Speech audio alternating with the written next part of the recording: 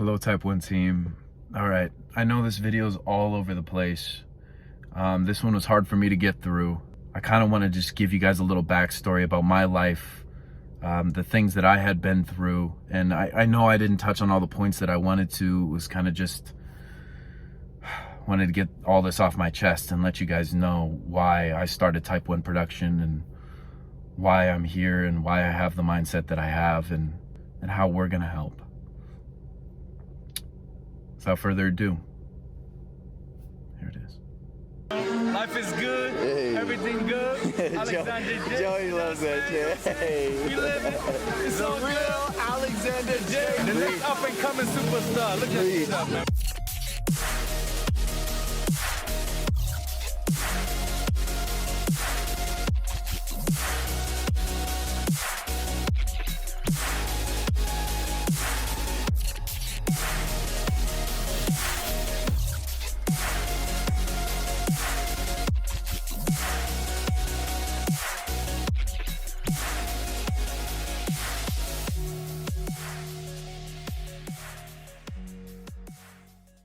I want to talk about why I started type 1 production and the things that I want to have happen with type 1 production, how I want to use this platform to help.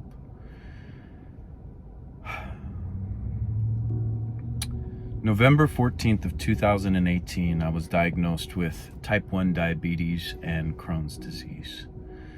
I was working a corporate job as an integrated solutions expert for corporate AT&T. And I thought that that was the end-all be-all for me. I thought that that job was something that I would carry until retirement. I was successful in the business and I loved what I did. 3 weeks before my first hospitalization, I thought I was a healthy young lad. I took care of myself. I went to the gym. I partied on weekends, but work weeks were work weeks, and I ate what I thought was to be healthy. I started feeling my energy levels just depleting, completely depleting over time. It was getting so bad that I couldn't even lift my arm to turn the steering wheel. I was so tired. At stoplights, I would take a 5-second nap and wake up to somebody honking. And just thought, what the fuck is going on? What am I not drinking enough caffeine? Am I not getting enough sleep? I didn't understand. And I'm very, very hard-headed. And so for me to go to a doctor was kind of out of the question, at the time at least. Eventually it got so bad that when I went to lift my arm to turn the car, it was like the biggest endeavor that I had to overcome for the day was getting my arm up there to turn the car. And that was the turn that I made into the hospital. I went into the hospital and the doctor said, I was 30 minutes away from cardiac arrest. I was in a state of ketoacidosis. And I was bleeding out of every orifice of my body too. Hopefully that's not too much information, but I was diagnosed with Crohn's disease on the same day. So I went into that hospital that first day, and I ended up spending about 2.5 weeks there, that first stent, doing a bunch of tests, getting my blood sugars back under control, and in the process lost a ton of weight. They eventually sent me on my way without finding out exactly what I had. And so I went home and they gave me a specific diet. They gave me some insulin and they said, this is how you do it. This is what you need to eat and you're going to be okay. So I went home and it only took a few weeks before I needed to be readmitted to the hospital. After 6 months, I was fired from AT&T and I was 100% disabled. I was 28 years old, what I thought was to be a young, healthy man. And now I am disabled, living off the government to eat, to have a roof over my head. It was one of the hardest things that I had ever been through. And this process of healing took a really long time.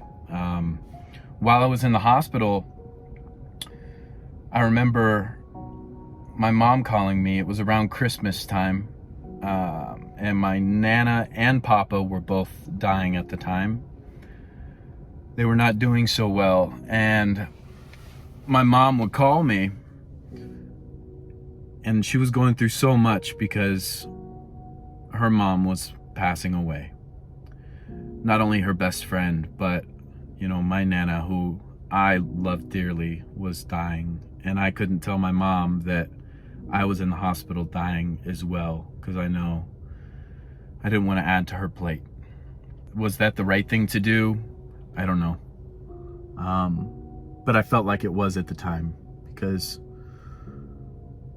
I don't know if she could have handled both her mom, stepdad, and son dying. So as we were on the phone, I would cover the phone up or mute the phone because I was connected to so many different things. Anytime that the beeps were happening, or I would strategically speak anytime that I knew that the monitors weren't going off or that the nurses weren't coming in to check on me.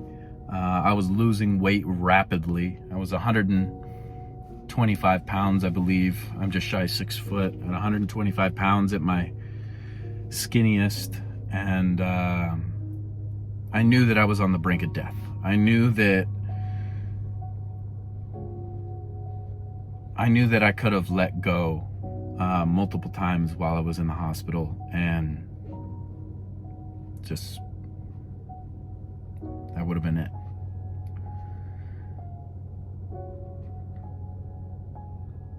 So my mom came down to visit me. She put on a good show down here in Tucson. What she didn't tell me was she thought it was the last time she was going to see me after seeing me in the state that I was in. I was 100% bedridden. I could barely walk up and down stairs. I had to pull myself by the railing to get up and down. I was on a lot of painkillers because my stomach was so fucked up. They had me on so many medications. It's really hard to piece all of this together and really remember exactly what was going on. But luckily my mom was there to remind me what I was going through and how she felt about the situation. A few weeks later, after she went home, my sister and my cousin Afina, who is also just like my sister, they came down to visit as well. And once again, I barely remember them being there. I can't remember how long they were there for, maybe 3 days, 2-3 days. But anytime that they were hanging around me, I mean, I was in my bed the whole time, but anytime that they were around, it was all fun and games. I was so excited to see them. But they told me that every time they left the room, they were crying. They were sobbing their eyes out because they thought that it was the last time that they were going to see me. And they had to remind me that I was so weak I couldn't even open a water bottle. I mean, I was depleting quickly. So fast forward 2 years after going to the hospital for the first time, my disability had run out. I had a beautiful home. I lost my home. I lost a lot of toys that I had. You know, that's all whatever, but just to put it into perspective,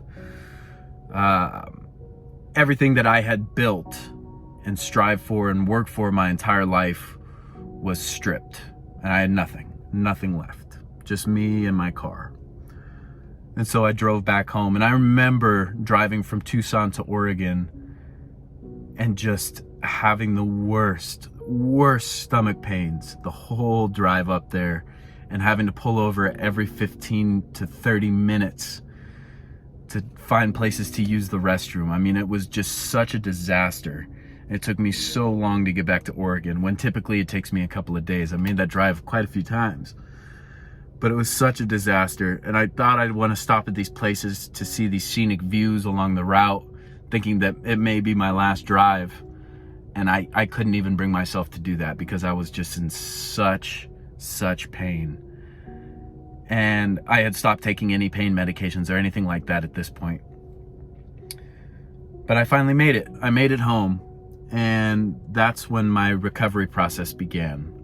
I reached out to so many different people to find out how I could cure myself with diet and try and find out what the right move for me was.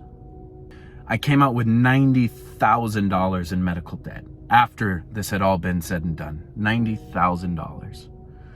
So my life was completely turned upside down, from having everything a man could dream of to now having nothing but a vehicle, a body that's dwindling, and $90,000 in medical debt. So the first 6 months of being home, I ate nothing but carrots, potatoes, celery, onions, and water for 6 months. That was it. Breakfast, lunch, and dinner to try and give my stomach a break and a reset. And it definitely helped. I started going to the gym. The first time I went to the gym was like 5 minutes there. That's all I could handle. 5 minutes. And it was like a huge endeavor for me to get out of the house, go do something physical, and then come back. And that was where it began. That's where my journey to recovery started. The next day, 7 minutes. The next day, 15 minutes, and so on and so forth. And I just kept building and building and building until eventually I was at the gym for a good hour. But it took a lot of time. And that's when I started Type 1 production. Type 1 production to me was just taking all the things I knew that I loved and I was good at and putting them into one thing. That's producing music, making videos, and giving people hope. Letting them know that no matter what, no matter how hard times get, it's gonna be okay. And if you persevere and have the right mindset, it will work out. And the sole purpose of Type 1 production is to give back to the people that are going through the same things that I had to go through. Whether it be through wisdom or supplying medical supplies to the people that maybe can't afford it. There's so many people in this world that can't afford insulin. There's so many people in this world that can't afford insulin pumps or Dexcoms, the continuous glucose monitors, or whatever it is, whatever ailment you have. I want to be the one to help. This healthcare system is so ass backwards that a lot of people cannot afford to get the help that they need. So when I make any profits at all, I want to be able to, right now it's just, I'm trying to make enough just to survive. And when I start to cross that threshold of surviving to thriving, that X amount of dollars past surviving, I want to sponsor families. I want to sponsor kids. I want to sponsor people who can't afford the things that they need. I want to supply them with Dexcoms. I want to supply them with insulin pumps. I want to supply them with insulin and have that be on a reoccurring basis where we just continually send out these medical supplies that these people need that are so overpriced that people are dying because they can't afford it. So I'll say that Type 1 diabetes is the best thing that's ever happened to me, because now I have purpose. And I know that I can help. It's just a matter of getting the word out, building a community of people that are Type 1 human beings. And by Type 1 human beings, I mean somebody who wants to help their neighbor, be a pillar in their community, is respectful, loving, and caring to the people around them. Human beings. Not going into relationships with a preconceived notion of something that you want out of it, but just knowing that humans need humans. And if I can be anything, whether it just be wisdom or an outlet for somebody to get those medical supplies, that's why I started Type 1 production. That's why I'm here. Because there's so many Type 1 human beings in the world that may not have an outlet to reach out to the people that they love and care about. And I hope that this platform right here will grow into something to where we as a community can come together and help people who have really been suffering or hurt by our fucked up healthcare system. The craziest thing is, Our system is set up to make people need the government. And I'll tell you what I mean by that.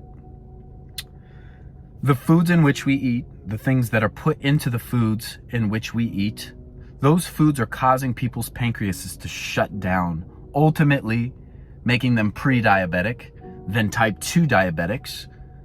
And then once they're type 2 diabetics, the insurance companies do not pay for the things to prevent them from becoming type 1 diabetics. All the insurance companies pay for is insulin. You start injecting yourself with insulin, your pancreas shuts down, ultimately turning you into a type 1 diabetic, and then the companies will give you pumps, Dexcoms, all these other things feed back into their system. So if I can help a type 2 diabetic get a pump and a Dexcom system to help them reverse their diabetes and help them better monitor their blood sugar levels, that is what I'm here to do. That right there is what I want to do. I want to help the people that are less fortunate. I also want to be here to give wisdom because I've been through it. I'm going through it. Every day is a constant struggle. I do not have a day where I don't have an extremely high blood sugar level or an extremely low blood sugar level.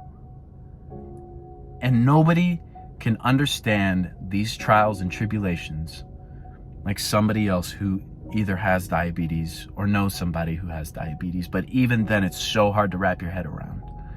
There's so many mothers and fathers out there with kids that are pre-diabetic or diabetic, and they can't get the help that they fucking need. So I just want to make enough to be able to survive, and I want to build a platform of a community of people that want to help. So many people are in the shackles of our healthcare system. And there are things that we can do as human beings, as equals to one another, to help. And that's what I hope Type 1 production blossoms into. A place of help, community, and love. I love you guys. Thank you for listening. Strive for more. Deuces.